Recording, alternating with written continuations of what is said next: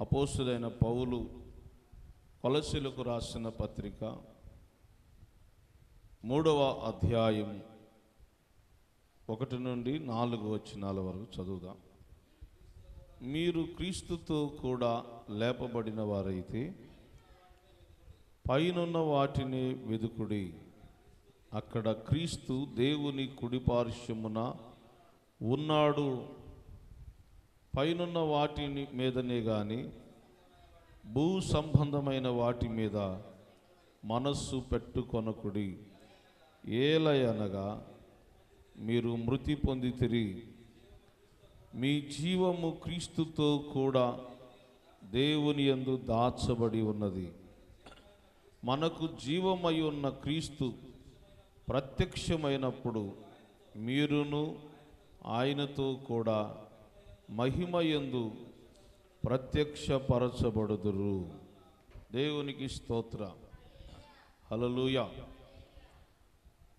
దేవుని జనాంగమా, దేవుని బిడలారా, అపోస్తలుడైన పౌలు కొలస్సీలో ఉన్నటువంటి దేవుని సంఘానికి వ్రాసినటువంటి పత్రికలో చాలా శ్రేష్టమైనటువంటి మాటలు ఇవి. మీరు క్రీస్తుతో కూడా లేపబడిన వారైతే పైనున్న వాటినే వెదకుడి. అక్కడ క్రీస్తు దేవుని కుడిపార్శ్వమున కూర్చుండి ఉన్నాడు. చాలా అద్భుతమైనటువంటి సంగతిని పౌలు గారు తెలియజేస్తున్నారు. దేవుని బిడ్డలారా, మొదట ఆయన అడుగుతున్న మాట, మీరు క్రీస్తుతో కూడా లేపబడిన వారైతే అన్నాడు. అంటే క్రీస్తుతో కూడా సిలువ వేయబడి సమాధి చేయబడి పునరుద్ధానము యేసు ప్రభు వారు ఎలా చెందారో అలాగే దేవుని పిల్లలైన మనము కూడా, నీవు కూడా క్రీస్తుతో పాటు సిలువ వేయబడాలి. ఆ విషయాన్ని చక్కగా 2వ అధ్యాయం 11-12 వచనాలు చూస్తే, మీరును క్రీస్తు సున్నతి యందు శరీరేచ్ఛలతో కూడిన స్వభావమును విసర్జించి ఆయన యందు చేతులతో చేయబడని సున్నతి పొందితిరి. మీరు బాప్తిస్మమందు ఆయనతో కూడా పాతి పెట్టబడిన వారై ఆయనను మృతులలో నుండి లేపిన దేవుని ప్రభావమందు విశ్వసించుట ద్వారా ఆయనతో కూడా లేచితిరి. చూడండి ఎంత చక్కగా పౌలు గారు మాట్లాడుతున్నాడు. నిజమే ప్రియులారా, మనము బాప్తిస్మము ద్వారా ఆయనతో పాతి పెట్టబడ్డాం కదా. బాప్తిస్మము ద్వారా ఆయనతో పాతి పెట్టబడ్డాం. తర్వాత ఎలాగూ లేచాము? ప్రభు అయిన యేసుక్రీస్తునందు విశ్వాసం ఉంచుట ద్వారా ఆయనతో కూడా మనము లేపబడ్డాం. దేవునికి స్తోత్రం. హల్లెలూయా. కాబట్టి ఇప్పుడు దేవుని సన్నిధిలో బాప్తిస్మం పొందిన మీరందరూ కూడా క్రీస్తుతో కూడా లేపబడిన వారు. ఈ సత్యాన్ని గ్రహించాలి. కాబట్టి ముందు నీవు క్రీస్తుతో కూడా పాతి పెట్టబడాలి. రెండవది సమాధి చేయబడాలి. క్రీస్తుతో కూడా లేపబడాలి. దేవునికి స్తోత్రం. ఇవన్నీ కూడా వాక్యాన్ని బట్టి పౌలు భక్తుడు ఆ సంఘానికి చాలా శ్రేష్టమైన సంగతులు తెలియజేస్తాం. లేపబడిన వారైతే అన్నాడు. ఎవరంట? మీరు లేపబడిన వారైతే, క్రీస్తుతో కూడా లేపబడిన వారైతే. మనం ప్రశ్నించుకోవాలి, మనం క్రీస్తుతో కూడా పాతి పెట్టబడ్డామా, క్రీస్తుతో కూడా లేపబడ్డామా అని ముందు ప్రశ్నించుకోవాలి. అంటే ప్రాచీన స్వభావం విసర్జించేవా?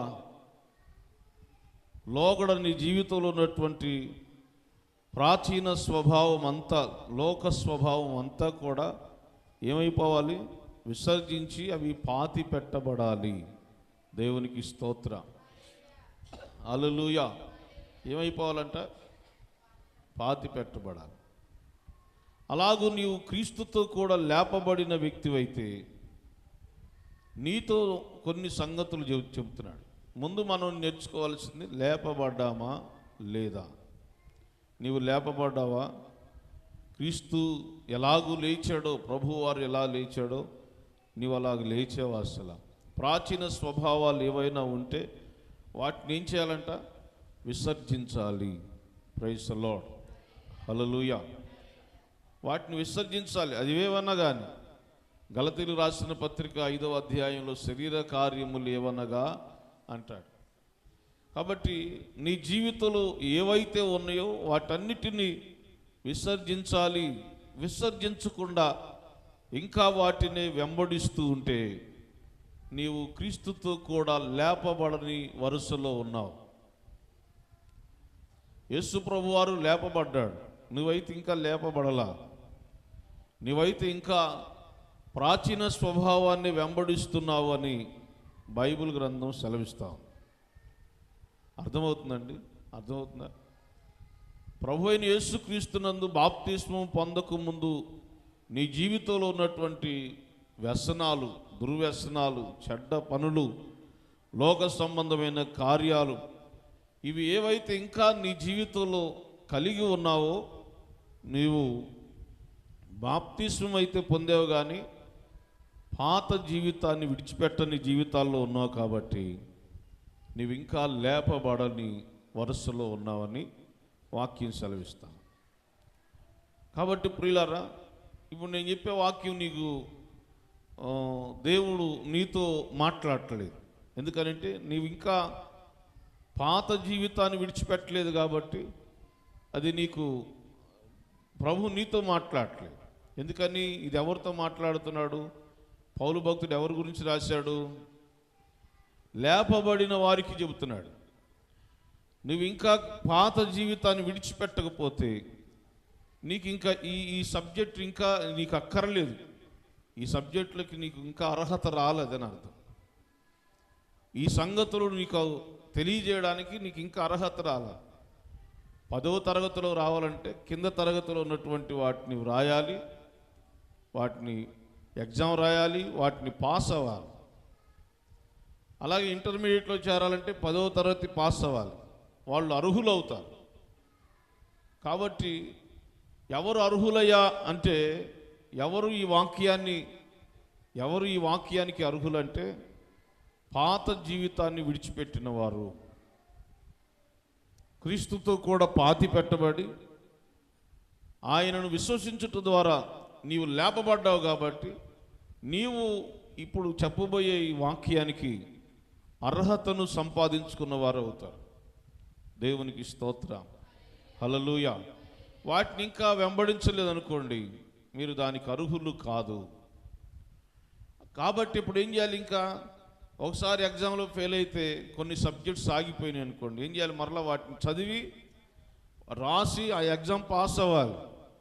అలాగనే ఏవేవి నా జీవితాల్లో ఉన్నాయి, దేవునికి వ్యతిరేకమైనవి, ఆయాసకరమైనవి ఏవేవి నా జీవితంలో ఉన్నాయో వాటిని నేను పరిశీలించుకొని, వాటిని నేను పరీక్షించుకొని, వాటిని విడిచిపెట్టి ప్రభువుకి ఇష్టమైన వ్యక్తిగా నేను జీవించాలి అనుకొని ఎవరైతే వాటిని విడిచిపెడతారో వారు దేవుని బిడ్డలారా క్రీస్తుతో కూడా లేపబడిన వారి వరుసలో ఉంటారు. దేవునికి స్తోత్రం. నినివే పట్టణస్తులు ఏం చేశారంటే వారి చెడు నడతలను మానుకున్నారంట. వారి చెడు నడతలను విడిచిపెట్టారా? అట్లాగా దేవుని బిడ్డలారా కీర్తన గ్రంథంలో రాయబడినట్లుగా అతిక్రమములు దాచిపెట్టువాడు వర్ధిల్లడు, వాటిని ఒప్పుకొని విడిచిపెట్టువాడు కనికరము విడిచిపెట్టేవాడు. ఒప్పుకుంటున్నారు కొంతవరకు, కానీ విడిచిపెట్టట్లేదు. విడిచిపెట్టిన వాడు ఇక నా జీవితం ఇది అవసరం లేదు ప్రభువా, నేను విడిచిపెడుతున్నానయ్యా, నన్ను క్షమించు ప్రభువా అని ఎవరు పశ్చాత్తాపడతారో వారు క్రీస్తుతో కూడా లేపబడిన వారు అవుతారు. దేవునికి స్తోత్రం. కాబట్టి ముందు మనం తెలుసుకోవాల్సింది ఏంటంటే, మన జీవితంలో ప్రాచీన స్వభావం అనేది అస్సలు కనిపించకూడదు.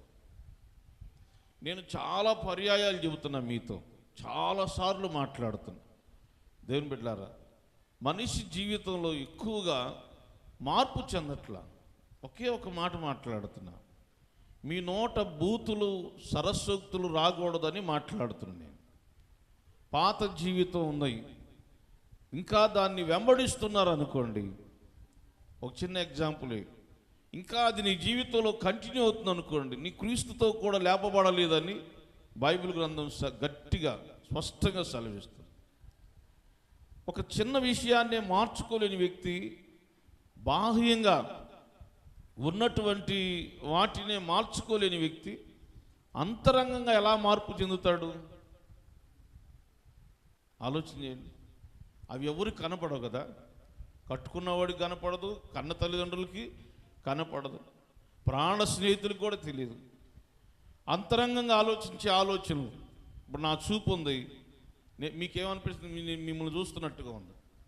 నా కన్నులు, నా నేత్రాలు ఏం చూస్తున్నాయో మీకు తెలియదు. మీ కన్నులు నన్ను చూస్తున్నట్టు ఉంది. మీరు నన్ను చూస్తున్నారు, ఎవరిని చూస్తున్నారు? నేనైతే మా నామంకే చూస్తున్నారు అనుకుంటున్నాను. కానీ నువ్వు ఎవరిని చూస్తున్నావు, ఏం ఆలోచన చేస్తున్నావు? పరమందు సింహాసనాసీనుడైన దేవునికి. కాబట్టి అంతరంగంగా ఏ ఆలోచన ఉందో తెలియదు. మరి ఎలా మార్పు చెందారు? కనీసం నోరే మార్చుకోలేకపోతుంటే, ప్రియులారా, మన ప్రాచీన స్వభావం ఎలాగా పాతి పెట్టామని చెప్పగలుగుతాం? చూడండి. అందుకనే మనం ఎలాగంటే, ప్రియులారా, క్రీస్తుతో కూడా లేపబడిన వారి వలె మనం జీవించాలి. నీవు జీవించాలంటే ప్రాచీన స్వభావం నీలో అస్సలు కనిపించకూడదు. చచ్చిపోవాలన్నీ, వాటిని విడిచిపెట్టాలి. అవి మన జీవితాల్లో, క్రైస్తవ జీవితాల్లో కనిపించకూడదు. దేవునికి స్తోత్రం. ఎందుకు ఇంతగా ఎందుకు జీవించాలి అంటే, ప్రియులారా, ప్రభువు రాకడ అతి సమీపంగా ఉంది. ప్రభువు రాకడ అతి సమీపంగా ఉంది. భయంకరమైన ఘోరాలు జరుగుతున్నాయి, భయంకరమైన విపత్తులు జరుగుతున్నాయి. మనమైతే క్షేమంగా ఉన్నాం అనుకుంటున్నాం, కానీ మన రాష్ట్రంలోనే అల్లకొల్లాలు జరుగుతున్నాయి లోకంలో. ఇలాంటి సమయంలో ప్రియులారా గమనించండి. అంటే ఇంతగా దేవునికి వ్యతిరేకమైన కార్యాలు జరుగుతున్నప్పుడు దేవుని ఉగ్రత వస్తుంది మనుషుల మీద. కాబట్టి ప్రభువు రాకడ అతి సమీపంగా ఉంది. అమెరికా దేశంలో లాస్ ఏంజల్స్ మొత్తం సొదొమ గొమొర్రాలు కాలిపోయినట్టు కాలిపోయాయి.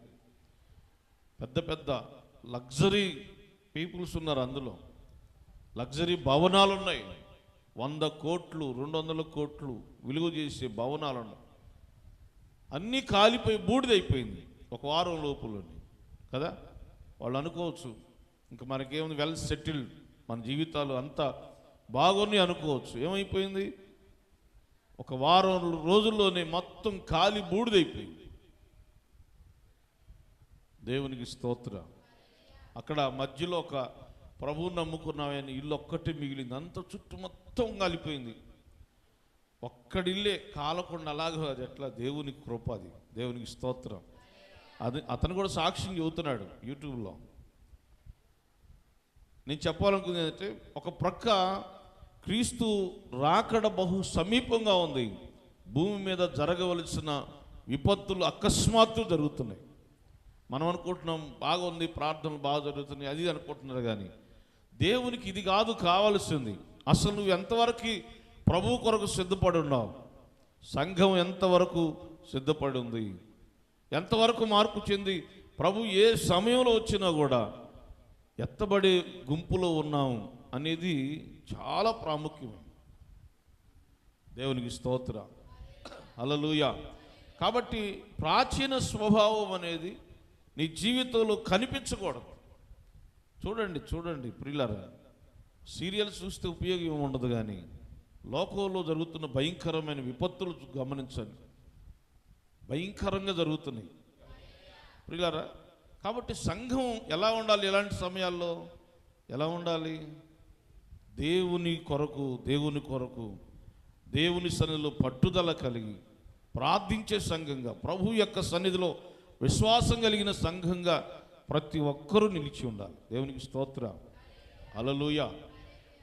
అట్లా కాకుండా నా జీవితం నా ఇష్టం అనుకుంటే, గత ఆదివారం వాక్యం చెప్పే ధనవంతుడు తన ఇష్టం అన్నట్టుగా ఉన్నాడు. మీరేనన్నా చెప్పుకోండి, మా ఇష్టం మాది, నా నోరు నా ఇష్టం అనుకున్నాం అనుకోండి, ఏమైందో తెలియదు మనకి. నేను ఎప్పుడు భయపడే విషయం తెలుసా? నేను ఇట్లా ఉన్నాను అనుకుంటున్నాను, కానీ ప్రభువా నువ్వు ఎప్పుడు ఏం చేస్తావో తెలియదు అని భయపడతాను నేను. ఏముందండి, నోరు ఆపాడు అనుకోండి, అనుకోవడం ఏం లేదు. కంటి చూపు ఆపాడు అనుకోండి, ఏముంది తడుముకుంటూ జీవించడమే.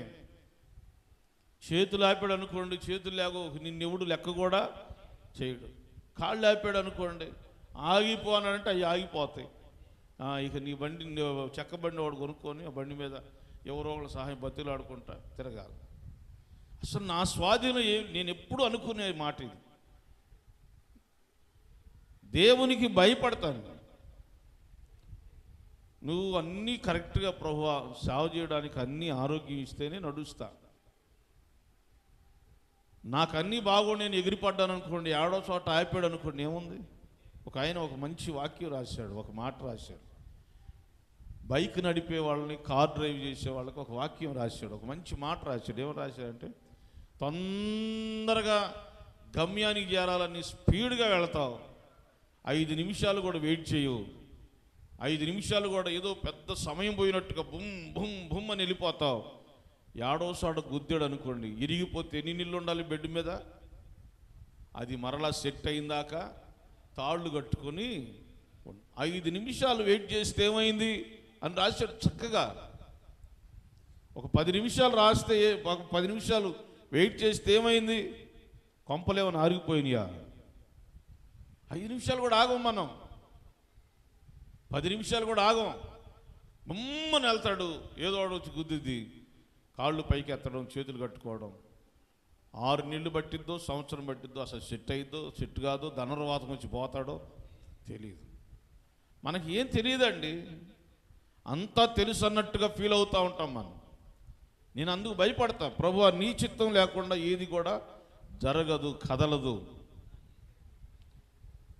కాబట్టి ప్రతి విషయంలో కూడా మనం ఏం చేయాలంటే, దేవునికి ఇష్టమైనటువంటి బిడ్డలుగా జీవించడానికి ప్రయత్నం చేయాలి. ప్రాచీన స్వభావం ఏది కూడా మనలో కనిపించకుండా క్రీస్తు కొరకు ఎదురు చూడాలి, దేవుని కొరకు ఎదురు చూడాలి.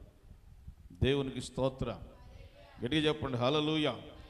మొదటి మాట, మనం అందరూ ఎలా ఉండాలంట? మీరందరూ ఎలా ఉండాలి? క్రీస్తుతో కూడా లేపబడిన వారై ఉండాలి. క్రీస్తుతో కూడా లేపబడిన వారు ఎవరు చెప్పండి? ప్రాచీన స్వభావాన్ని విడిచిపెట్టిన వారు. రెండవ వాక్య భాగంలో నుంచి రెండవ మాటకు వెళ్దాం చూడండి. లేపబడిన వారైతే మీరేం చేయాలి తెలుసా? పైనున్న వాటిని వెదకుడి, పైనున్న వాటిని వెదకుడి, పైన ఉన్న వాటిని వెదకుడి అన్నాడు. ఏముంది పైన? ప్రాముఖ్యమైన అంశాన్ని చెప్పాడు పౌలు భక్తుడు. చూద్దాం ఏం చెప్పాడు.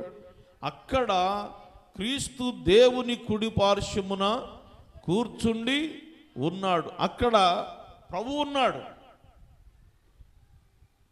మీరు లేపబడిన వారైతే మీరేమి వెదకాలి? పైనున్న వాటిని వెదకాలి. ఆ పైనున్న వాటిని పైన ఏముంది? అక్కడ క్రీస్తు ప్రభుల వారు సింహాసనాసీనుడై ఉన్నాడు. అంటే మనం వెదకాల్సింది ఏంటి? ప్రభువుని వెదకాలి. దేవునికి స్తోత్రం, గట్టిగా చెప్పండి హల్లెలూయా, హల్లెలూయా. మనం పైనున్న వాటినే వెదకాలి. భూమి మీద భూ సంబంధమైన వాటిని వెదకకూడదు. అంటే మన తలంపులు ఎప్పుడు కూడా దేవుని వైపే చూడాలి. మన ఆలోచన అంతా కూడా, ప్రభువా ఆ సింహాసనం మీద నువ్వు కూర్చుని ఉన్నావు, నీ కుమారుడిగా నీ కుమార్తెగా నేను కూడా అక్కడికి రావాలి, అక్కడ ఉండాలి, నివాసం చేయాలి, దేవుని కొరకు వెదకాలి. ప్రియులారా, ఇది అందరికీ ఆశ ఉంటుంది. అందరికీ దేవుడు కావాలి, అందరికీ మేలు కావాలి, అందరూ సంపన్నులు కావాలి, అందరూ ఉన్నతంగా బ్రతకాలని ఆశ ఉంటుంది. దేవుని దగ్గరికి చేరడానికి, దేవుని దగ్గర దేవునితో కలిసి జీవించడానికి, దేవునితో నడవడానికి కొన్ని విషయాలు ఉన్నాయి. పరిలారా చూద్దాం. పైనున్న వాటినే వెదకడం, పైనున్న వాటినే ఆలోచన చేయడం, పైనున్న వాటి కొరకు జీవించడం విశ్వాస జీవితం యొక్క ప్రాముఖ్యత. అది దేవునికి స్తోత్రం. హల్లెలూయా. ప్రియులారా చూడండి, ఆది కాండము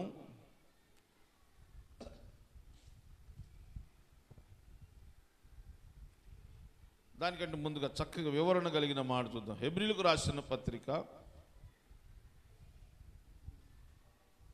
11వ అధ్యాయము, హెబ్రీలకు రాసిన పత్రిక 11వ అధ్యాయం 5వ వచనం.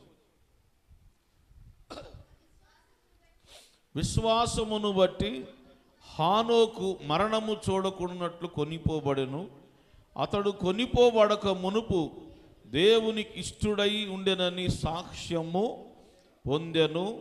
కాగా దేవుడు అతన్ని కొనిపోయెను గనుక అతడు కనబడలేదు.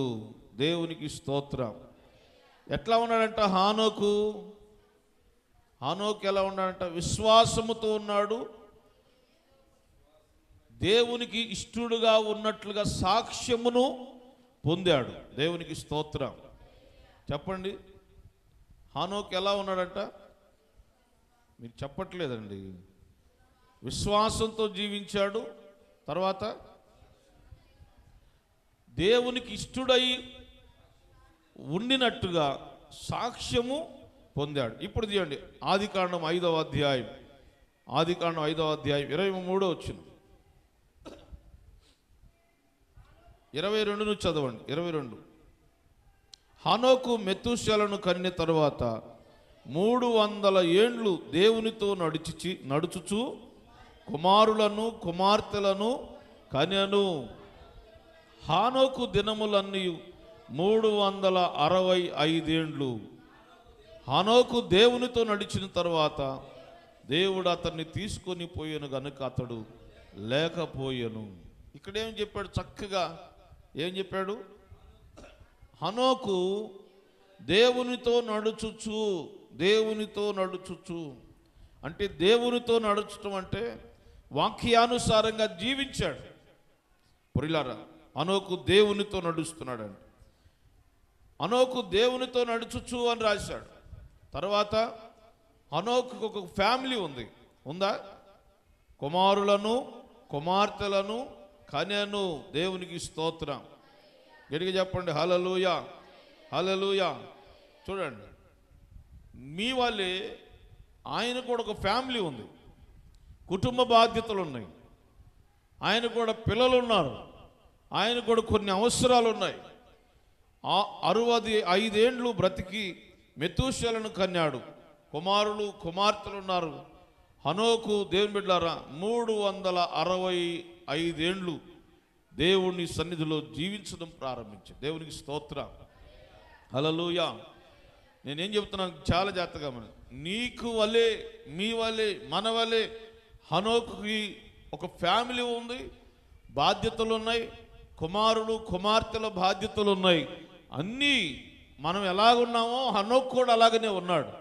కానీ హనోకు జీవితం ప్రత్యేకత ఏంటంటే విశ్వాసములో నిలిచినవాడు. విశ్వాసము ద్వారా ఏమయ్యారు? పౌలు భక్తుడు రాసినట్లుగా వారు క్రీస్తుతో కూడా లేపబడ్డారు అన్నాడు. కాబట్టి హనోకు జీవితంలో పాత వంటివేమీ లేవు, లోక సంబంధమైనవేమీ లేవు. విశ్వాసముతో నిలిచాడు హనోకు. తర్వాత దేవునితో నడవడం, వాక్యానుసారంగా జీవించడం, దేవునితో నడవడం, వాక్యానుసారంగా జీవించడం. దేవుని బిడ్డ, ఈరోజు మన కుటుంబాల్లో విశ్వాసుల్ని, మిమ్మల్ని ఎవరినైనా చాలామంది అడిగితే, అయ్యా కుటుంబ భారాలయ్యా, ఐహిక విచారాలయ్యా, సరిగా ప్రార్థనలు ఎదగలేకపోతున్నాం, సరిగా ఉపవాసాలు చేయలేకపోతున్నాం, సరిగా దేవునికి స్తుతియాగం చేయలేకపోతున్నాం, సమస్యలు, దేవుని బిడ్డ ఇలాంటి వేదనలు అన్నీ అలుము కొట్టినాయి అని భక్తిలో ఎదగలేని స్థితిని చెబుతున్నారు చాలామంది. హనోకు కూడా ఫ్యామిలీ ఉంది, కానీ హనోకు దేవునితో నడిచి దేవునికి ఇష్టడని సాక్ష్యం పొందాడు. హనోకును చూడగానే ఇతడు దేవునికి ఇష్టడండి అంటే అర్థం ఏంటి? హనోకును చూడగానే ఏం కనపడుతుంది? ప్రజలు ఏం చెబుతున్నారు?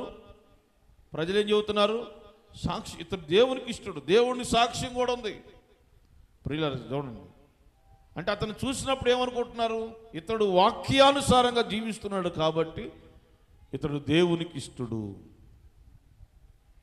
దేవునికి స్తోత్రం, హల్లెలూయా. కాబట్టి హనోకు దేన్ని వెతుకుతున్నాడు?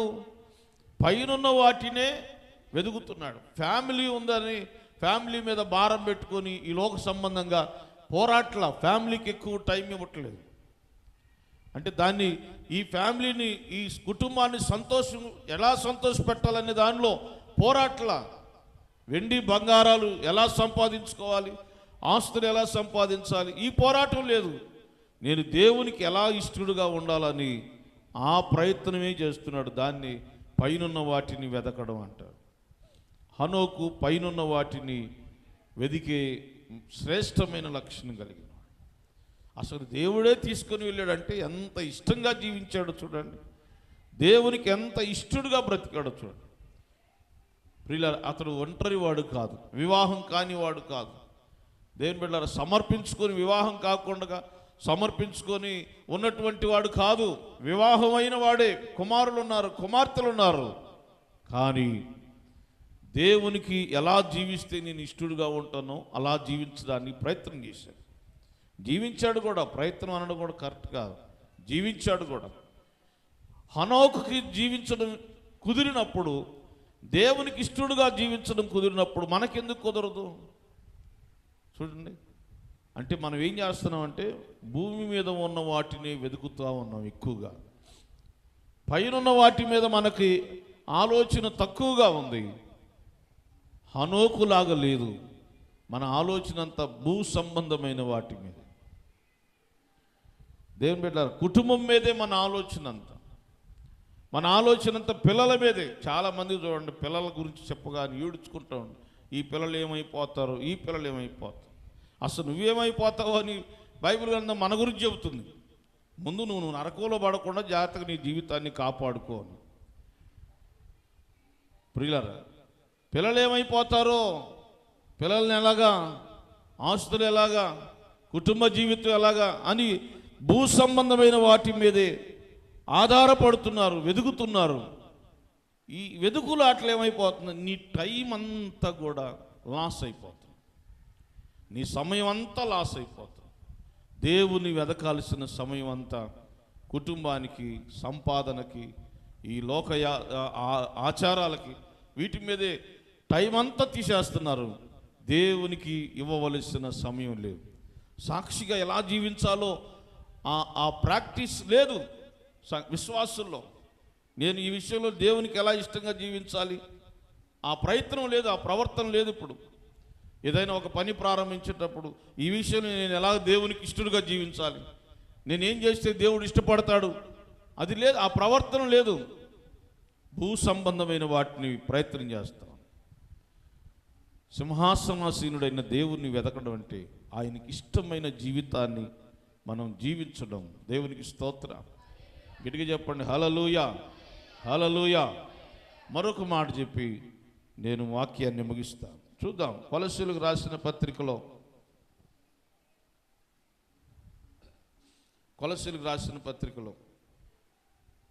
పైనున్న వాటి మీదనే గాని భూ సంబంధమైన వాటి మీద మనస్సు పెట్టుకొనకుడి.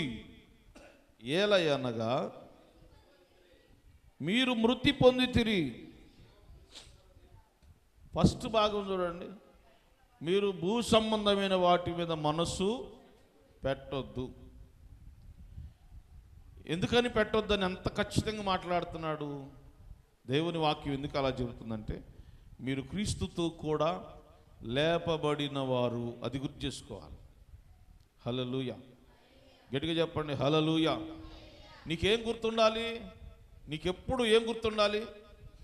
నేను క్రీస్తుతో కూడా లేపబడిన వ్యక్తిని అని గుర్తురా. నేను బాప్తిస్మం పొందిన వ్యక్తిని, నేను ప్రభు శరీరంలో, ప్రభు రక్తంలో పాల్గొంటున్న వ్యక్తిని, నేను ఒక సంఘంలో క్రమంగా నడిపించబడుతున్న వ్యక్తిని, నేను క్రీస్తుని కలిగిన వ్యక్తిని, నేను వాక్యాన్ని వెంబడించాల్సిన వ్యక్తిని. ఇవన్నీ నిన్ను గురించి నీకు జ్ఞాపకం రావాలి, తెలుసుకోవాలి. దేవుని బిడ్డలారా, ఈ నెమరు వేయట అనేది లేదు క్రైస్తవ జీవితాల్లో, విశ్వాసుల జీవితాలు.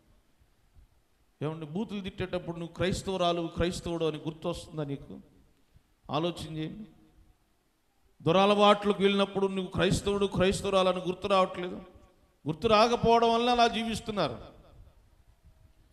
వ్యర్థమైన వాటిని ఆచరిస్తున్నప్పుడు, ఆచారాలు చేస్తున్నప్పుడు నువ్వు క్రీస్తుని ఎరిగిన వ్యక్తివని మర్చిపోతున్నారు కాబట్టి వాటిని చేస్తున్నారు.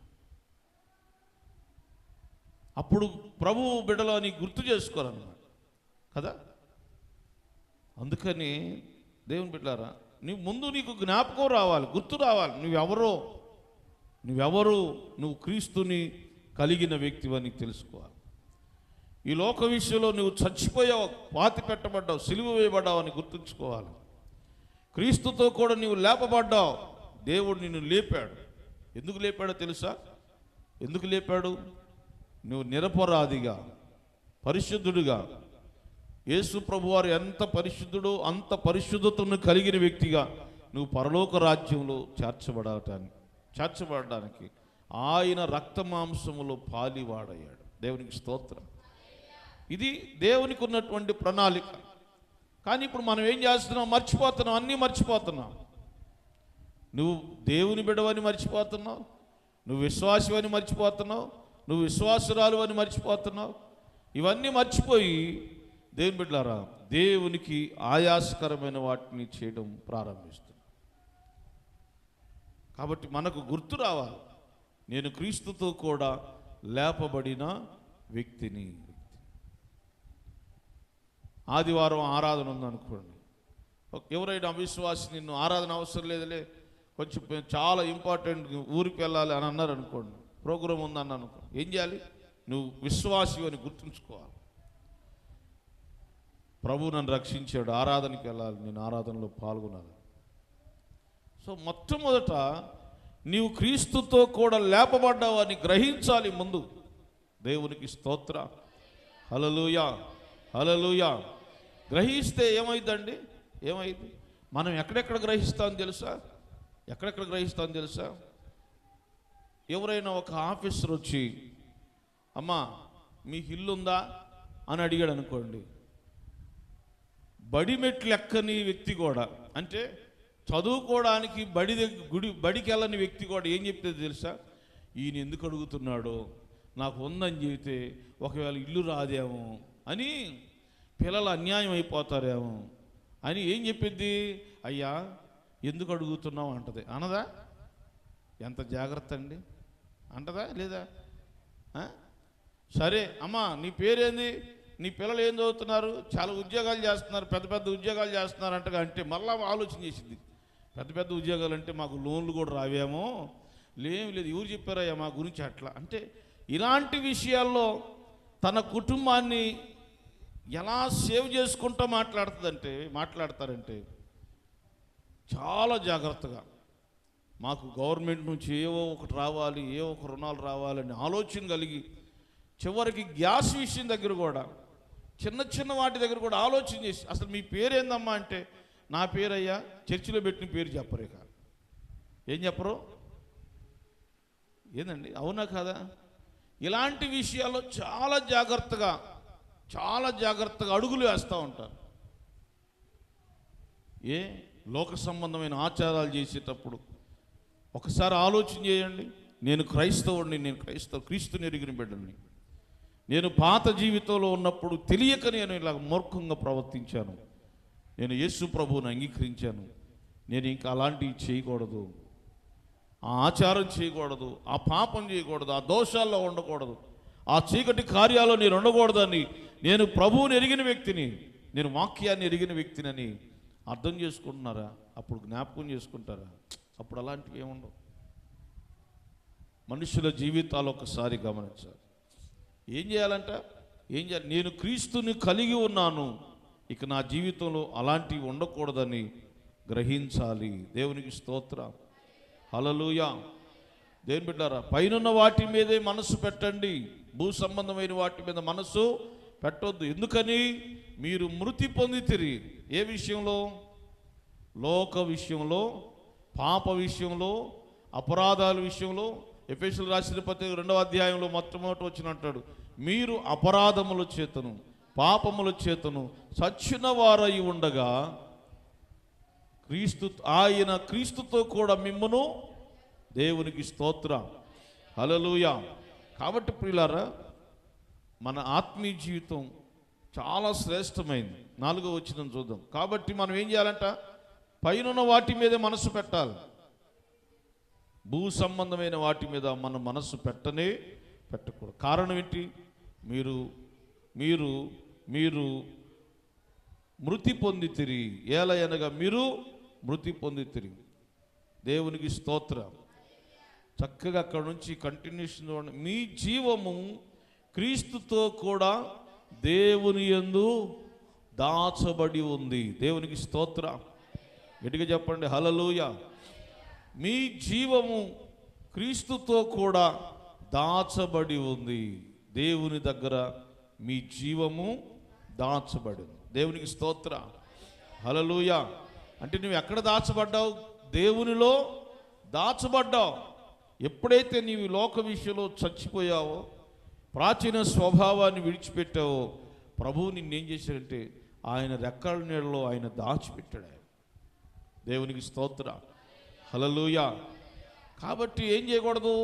భూ సంబంధమైన వాటిని వెదకకూడదు, భూ సంబంధమైన పద్ధతులను వెంబడించకూడదు. ప్రియులారా, పాప సంబంధమైన కార్యాలు, అపరాధ సంబంధమైన కార్యాల్లో ఎక్కడ కూడా పాల్గొనకూడదు. దేవునికి ఆయాసకరమైనది ఏది కూడా మన జీవితాల్లో కనిపించకూడదు. ఎందుకని? నీ జీవము ఎక్కడుందంట? క్రీస్తులో దాచబడి ఉంది. దేవునికి స్తోత్రం. మీరు సామాన్యమైన వ్యక్తులు కాదు, దేవునిలో భద్రపరచబడిన వారు అని దేవుని వాక్యం చెబుతుంది. కాబట్టి దేవునిలో భద్రపరచబడ్డాడు. అందుకే అంటాడు, ప్రభు ఏమన్నాడు తెలుసా? ఆయన దగ్గర నీ జీవము దాచబడింది కాబట్టి ప్రభు ఏమన్నాడు తెలుసా? నేను నిన్ను కాపాడడానికి కొనకకుండా నిద్రపోకుండా నేను అలాగే నిన్ను కాపాడుతున్నాను అంటాడు. దేవునికి స్తోత్రం. ఆయనంట కొనుక్కోకుండా నిద్రపోకుండా నిన్ను కాపాడుతున్నాడు. ఎందుకు? ప్రతిరోజు ఎందుకు కాపాడుతున్నాడు తెలుసా? ఎందుకు కాపాడుతున్నాడు?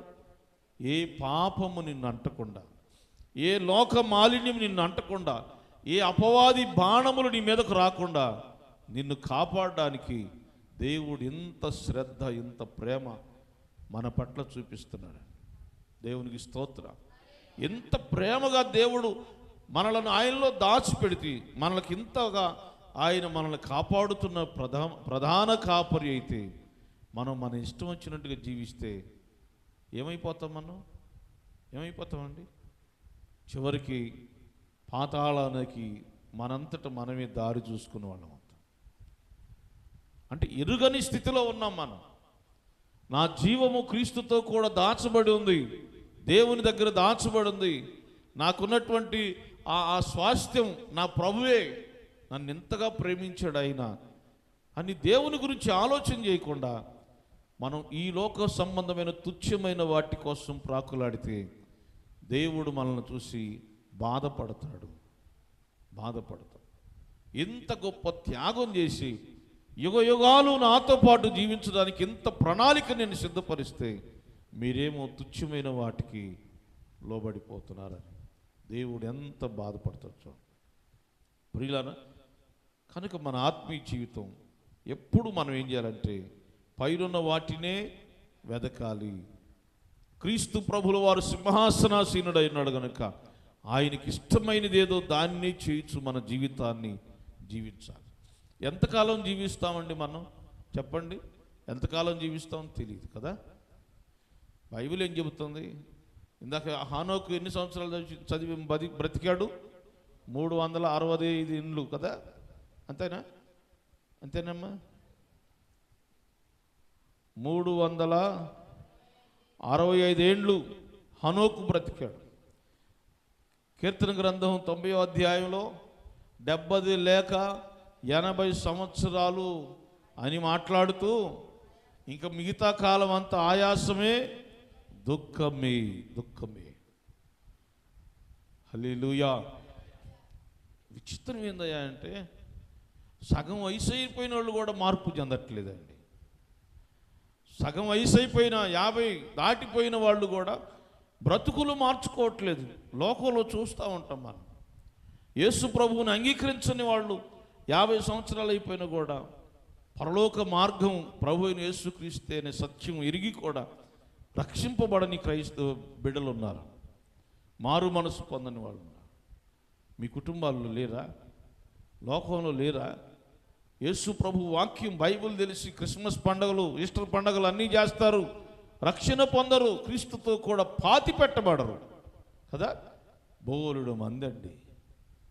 ఇంకెంతకాలం ఉంటాం? 50 అయిపోయిన తర్వాత వాక్య ప్రకారం 70 లేక 80 వచ్చిన కాడ నుంచి కర్ర పట్టుకొని ఎప్పుడు పోతామని ఎదురు చూస్తాం.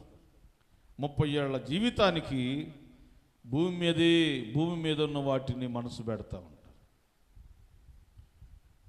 భూమి మీద ఉన్న వాటి కొరకు ప్రాకులాడుతూ ఉంటారు. ప్రభు ఏమో యుగయుగాలు నాతో పాటుగా ఉండడానికి విలువైన రక్తాన్ని నీ కొరకు నేను ప్రోక్షించాను అని ప్రభు మాట్లాడుతుంటే ఆ మాటను నిర్లక్ష్యం చేస్తాం. భూమి మీద కొంతకాలం జీవించే దానికోసం ప్రాకులాడతాం. ఇందా సహోదరుడు వచ్చి, అయ్యా మా బంధువుల్లో ఒక ఆయన హార్ట్ స్ట్రోక్ వచ్చి చచ్చిపోయాడు. ఇప్పుడు తెలియదు కదా. అందుకే పైనున్న వాటిని మనం వెదకాలి. పైన హనోకు దేవుని కొరకు సమయం ఇచ్చి బ్రతికాడు. దేవుడు సాక్ష్యం, దేవుని సన్నిధిలో సాక్ష్యం సంపాదించుకున్నాడు. ప్రభువే అతన్ని తీసుకుని లేపాడు. మంచి లైఫ్ అండి, మంచి లైఫ్. దేవునికి స్తోత్రం. హల్లెలూయా. ముగింపు మాట ఏం చెబుతున్నానంటే, పౌలు గారి 1 నుంచి 4 వచనాలు మనకి ఎంత విలువిచ్చాడో దేవుడు ఆ సంగతిని చెప్తున్నాడు. మీరు క్రీస్తుతో కూడా లేపబడిన వారైతే పైన ప్రభు ఆకాశం ముందు ఆసీనుడై ఉన్నాడు, ఆయన్ని వెదకండి. భూ సంబంధమైన వాటిని వెదకొద్దు. మీరు యుగయుగాలు క్రీస్తుతో కూడా జీవిస్తారు. దేవునికి స్తోత్రం. మీ జీవము ఆయనలో దాచబడింది. మీరు ఎందుకు తుచ్చమైన వాటిని, భూమి మీద ఉన్న వాటికి వరకు ప్రయాసపడతారు, పరుగులు తీస్తారు? మన జీవము క్రీస్తుతో కూడా క్రీస్తులో దాచబడింది కాబట్టి మనం ఈ లోకంలో కొద్ది కాలమే ఉంటాం.